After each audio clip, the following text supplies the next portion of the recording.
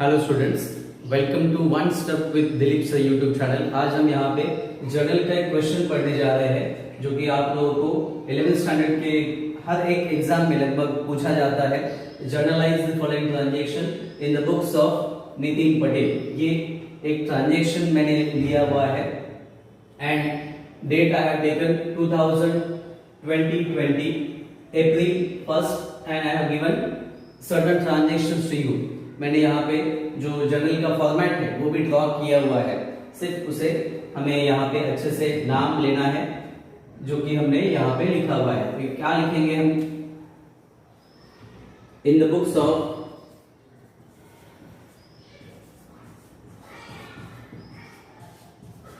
Nitin Patel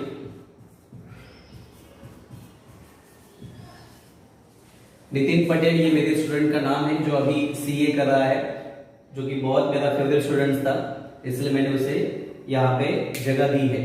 fine. फिर journal entry,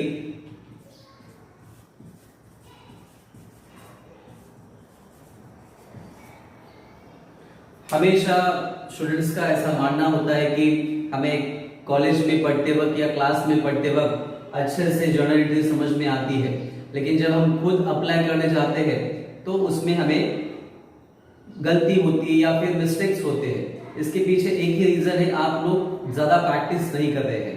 क्योंकि account एक ऐसा सब्जेक्ट है, उसकी जितनी प्रैक्टिस करेंगे उतना वो आप लोगों को आसान लगेगा। क्योंकि प्रैक्टिस मेक्स मैन परफेक्ट, जितनी प्रैक्टिस करेंगे उतना ये account subject, book keeping and accountancy आप लोगों को सिंपल लगेगा। इसलिए प्रैक्टिस करो। जो भी टीचर्स आप लोगों को कॉलेज में पढ़ाते हैं वो रूल्स और रेगुलेशन खुद अप्लाई करने की सोचो। जैसे हमारे बुक कीपिंग एंड अकाउंटेंसी में पर्सनल, रियल, नॉमिनल के गोल्डन रूल्स है। ये गोल्डन रूल्स जब तक आप लोगों को खुद अप्लाई करने नहीं आएगा तब तक जर्नल एंट्री आप लोगों को कभी नहीं आएगा। और बिना जर्नल एंट्री के 11th में अच्छे मार्क्स लाना इम्पॉसिबल है। द टर्म इम्पॉसिबल को अगर आप लोग आई एम पॉसिबल ऐसे पढ़ेंगे तो डेफिनेटली आप लोग ये सारी चीजें आसानी से पढ़ सकते हैं। So I repeat again, practice makes man perfect. चलो हम शुरुआत कर लेते हैं। डेट दिया हुआ है 2020। यहां पे लिखेंगे अप्रैल फर्स्ट ट्रांजैक्शन, इसलिए डेट भी हमें फर्स्ट दिया हुआ है। Started business with cash ₹20,000 and furniture ₹45,000। इससे पहले हमने सिंपल एंट्री पढ़े हुए हैं। अभी ये कंबाइंड एंट्री का ट्रांजैक्शन है। कंबाइंड क्यों?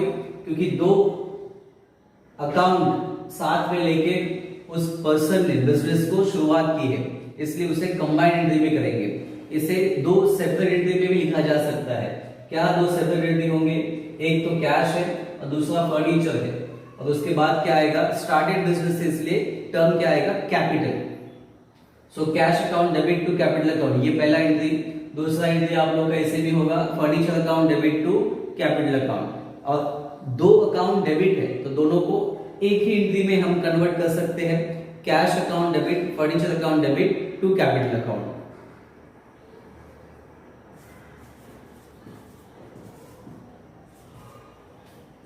Cash account debit, furniture account debit to capital account. अभी यहां पे आप लोग टू कैपिटल से पहले टू नितिन कैपिटल ऐसा नाम भी लिख सकते हैं। कैश कितना लिख रहा है? 20,000। उसके बाद फिर फर्नीचर कितना लिख रहा है? 45,000। दोनों के मिलके कैपिटल में कितने आएंगे? 65,000। Narration being business started with cash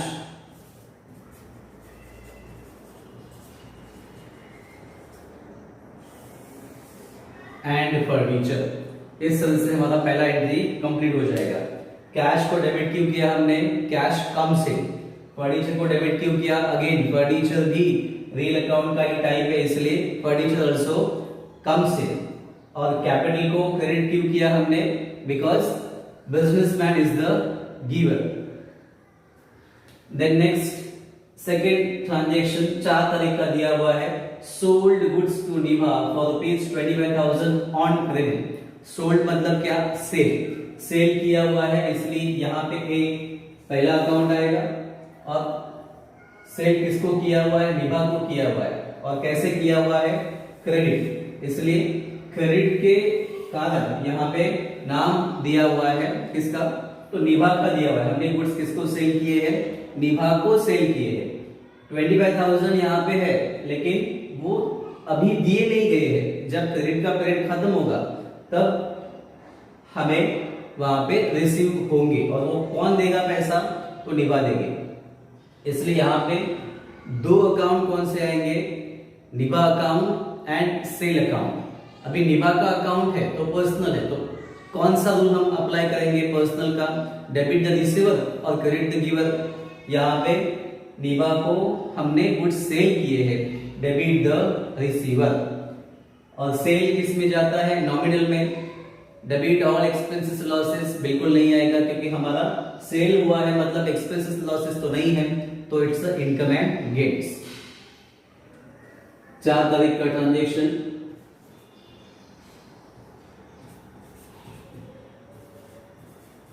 निभा account debit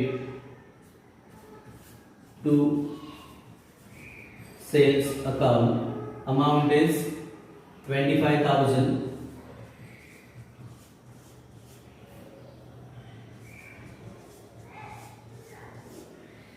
narration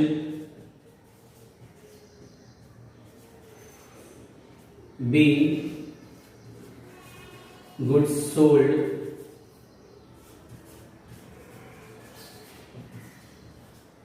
on credit।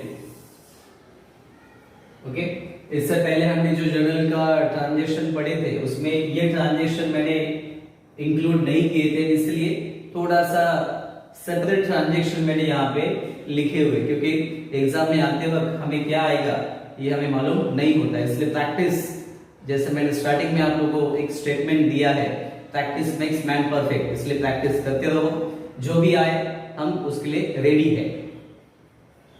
Then next 7 तारीख का ट्रांजेक्शन हमें दिया हुआ है। डिपॉजिटेड कैश इनटू देना बैंक ₹35,000। बैंक में कैश डिपॉजिट किया हुआ है। कितना डिपॉजिट किया? तो 35,000 डिपॉजिट किया। इसलिए यहाँ पे देना बैंक ये एक अकाउंट है हमारा, और दूसरा कौन सा है? तो कैश का अकाउंट है, राइट। तो 2 अकाउंट इन्वॉल्व होते हैं। देना बैंक किस में जाएगा? पर्सनल अकाउंट में। कैश किस में आएगा? रियल अकाउंट में, राइट। तो देना बैंक इज द रिसीवर है, यस। डेबिट द रिसीवर, देना बैंक पैसा रिसीव कर रही है, और पैसा दिया किसने? तो बिजनेसमैन ने दिया, लेकिन पैसा दिया है, इसलिए यहाँ पे कैश रियल अकाउंट से जुड़ा हुआ है। डेबिट व्हाट कम्स इन है क्या? बिल्कुल नहीं, कैश कम्स इन नहीं है, कैश हमसे जा रही है, इसलिए क्रेडिट व्हाट गोज आउट। यहाँ पे एंट्री कंप्लीट नहीं हो पाएगा, ठीक है। आगे भी बहुत सारे एंट्रीज है, इसलिए यहीं पे लिख देते हैं।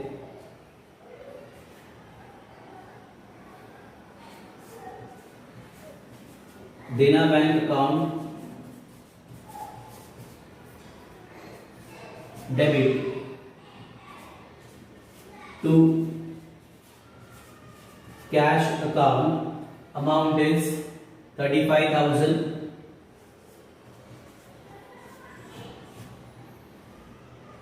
Here also 35,000. Narration being cash deposited to देना बैंक। ओके, यहाँ पे 3 ट्रांजेक्शन हमने कंप्लीट किए हुए हैं। अभी नेक्स्ट ट्रांजेक्शन की तरफ चलते हैं। बहुत आसानी से पहले ट्रांजेक्शन को रीड करो क्या दिया है वो समझो, और कौन से दो अकाउंट इन्वॉल्व हो रही है उसे आप लोगों ने प्रॉपर क्लासिफाई करना है। उसके बाद गोल्डन रूल्स कौन सा अप्लाई होगा, डेबिट वन और क्रेडिट वन, बिकॉज हर एक ट्रांजेक्शन में डेबिट एंड क्रेडिट कंपलसरी आता है। जहां पे सेलर है वहां पे डेटर है, राइट। एक बेचने वाला है तो एक खरीदने वाला है। One is to be debited and one is to be credited. Every debit must be having corresponding credit, इसलिए वहां पे प्रॉपर एंट्री आप लोगों ने करनी है। देन नेक्स्ट हमारा डेट दिया हुआ है 11th ऑफ अप्रैल, इसलिए यहाँ पे 11th अप्रैल ऐसा डेट मैं लिखता हूँ। रिसीव्ड रेंट ₹5000, यहाँ पे रेंट हमें मिल रहा है, हमने दिया है क्या, नहीं। तो रेंट अकाउंट किसमें आएगा, rent account is a nominal and second one is the cash account. तो रेंट हमें मिला है तो नॉमिनल का कौन सा रूल अप्लाई करेंगे, डेफिनेटली क्रेडिट का रूल अप्लाई करेंगे। क्रेडिट का रूल कौन सा है नॉमिनल का, credit all income and gains. तो यहाँ पे हमें रेंट किस आधार पे मिला हुआ है, तो कैश से मिला हुआ है, इसलिए cash comes in. Cash account debit to rent received account लिखो या ओनली रेंट अकाउंट लिखो चलेगा। To rent account amount is 5000।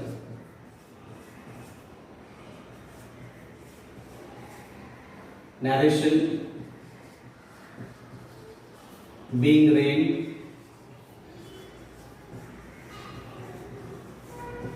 Received. अगर रेंट हमने पेड किया होता तो क्या एंट्री लिखते, opposite rent account debit to cash account, क्योंकि नॉमिनल का डेबिट का रूल कहता है debit all expenses and losses, तो रेंट फिर डेबिट हो जाता और कैश क्रेडिट होता अगर हम पे करते तो। देन नेक्स्ट 15 तारीख का ट्रांजैक्शन है तो यहाँ पे 15 का डेट लिख देते हैं। ट्रांजैक्शन क्या है, sold goods to Narendra for ₹15,000 on cash. यहाँ पे 4 तारीख का ट्रांजैक्शन देखो, हमने गुड्स बेचे थे, उस वक्त क्रेडिट था तो क्या लिखा है, उस पार्टी का नाम लिखा है डेबिट में जिसको हमने गुड्स बेचे थे क्योंकि उधार था, लेकिन अभी हमने गुड्स बेचे हैं, कैश में सेल किया है, इसलिए दो अकाउंट कौन से आ गए, एक पहला तो सेल और दूसरा है कैश, राइट। कैश कितना है हमारे पास, तो 15,000 है, राइट। तो अभी एंट्री क्या आएगा, सेल हमेशा क्रेडिट ही होगा, क्यों, क्योंकि सेल में हमने लिखा हुआ है निभा अकाउंट डेबिट, क्यों, क्योंकि वो क्रेडिट के ऊपर हमने सेल किया था और अभी हमने सेल कैसे किया हुआ है, कैश में किया हुआ है, इसलिए कैश किस में आता है, रील अकाउंट में आता है। डेबिट व्हाट कम्स इन, तो माल बेचने के बाद हमें पैसा मिलेगा, इसलिए cash account debit to sales account.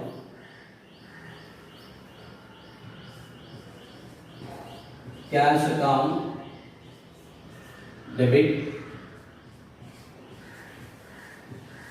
To sales account, amount is 15,000।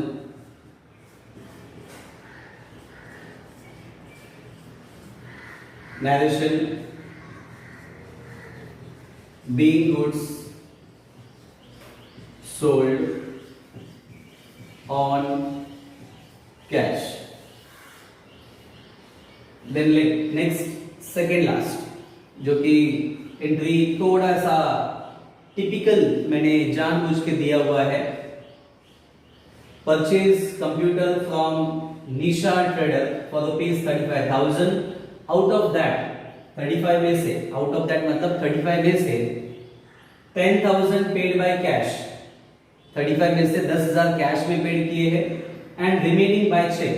तो रिमेनिंग कितने बचे, 35 minus 10, 25,000, right.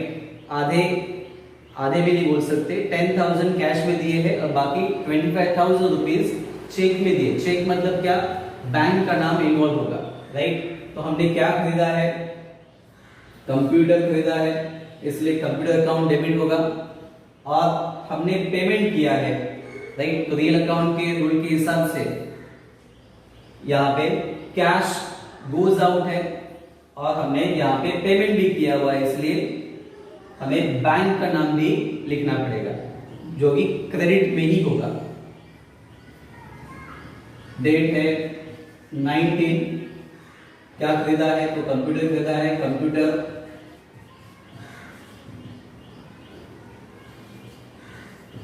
Account debit to cash account, cash goes out इसलिए क्रेडिट। कंप्यूटर का प्राइस है 35,000, उसमें से 10,000 हमने कैश में पेड किए। उसके बाद फिर टू बैंक अकाउंट,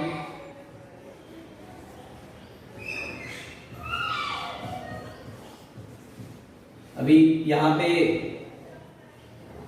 कुछ स्टूडेंट्स देना बैंक का भी नाम लिख सकते हैं, क्यों? क्योंकि हमारा अकाउंट देना बैंक में, इसलिए either we can write Dena bank और either we can write only bank account. कितना है पैसा बैंक अकाउंट से हमने पे किया हुआ है, तो यहाँ पे अमाउंट आएगा 25,000। इसके लिए रूल क्या अप्लाई करेंगे? डेबिट द रिसीवर, बिल्कुल नहीं। क्रेडिट द गिवर, किसने दिया पैसा तो बैंक में से दिया, इसलिए to bank account. Narration being computer purchased and amount paid by cash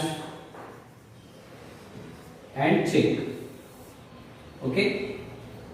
and last one जो कि बहुत सिंपल है, पेड सैलरी ₹12,000, 12,000 का सैलरी हमने पेड किया है। सैलरी किस में आएगा तो नॉमिनल में आएगा और दोबारा 12,000 रुपए। कैश गोज आउट, नॉमिनल का rule debit all expenses losses, salary account debit to cash account.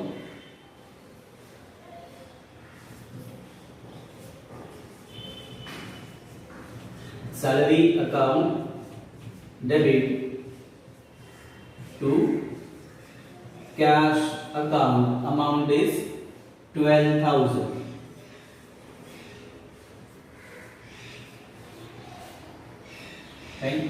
Last में narration being goods, sorry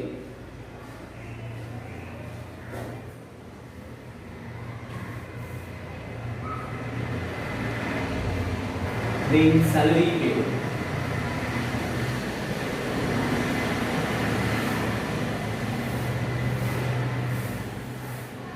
okay. इस तरह से हमने ये सारे ट्रांजेक्शन खत्म किए हुए हैं। एक स्टार्टेड बिजनेस का था जो रूटीन ट्रांजेक्शन है, कंपलसरी आप लोगों को ये रूटीन ट्रांजेक्शन कंपलसरी दिया जाएगा। हो सकता है कि उसमें कंबाइंड एंट्री नहीं हो, सिर्फ एक ही कैश दिया हो सकता है कि कंबाइंड एंट्री भी आ जाए। हमें दोनों के लिए रेडी या प्रिपेयर रहना है। सोल्ड गुड्स का transaction definitely most of transaction में या क्वेश्चंस में दिया जाता है। डिपॉजिट का भी दिया जा सकता है, परचेज का तो हमेशा आता है। इतना टिपिकल आएगा इसकी गारंटी नहीं है, बट परचेज का कैश या क्रेडिट का ट्रांजेक्शन डेफिनेटली आएगा।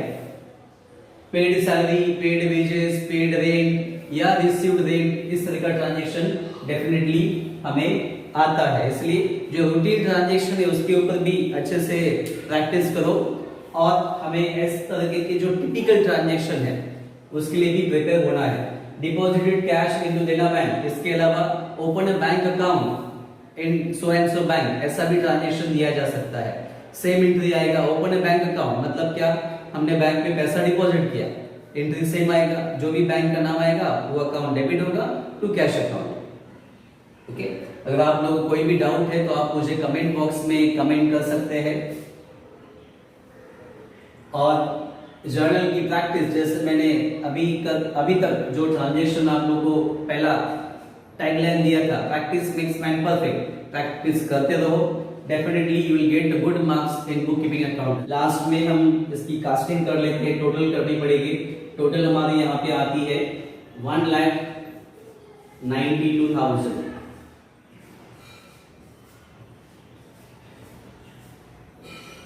ओके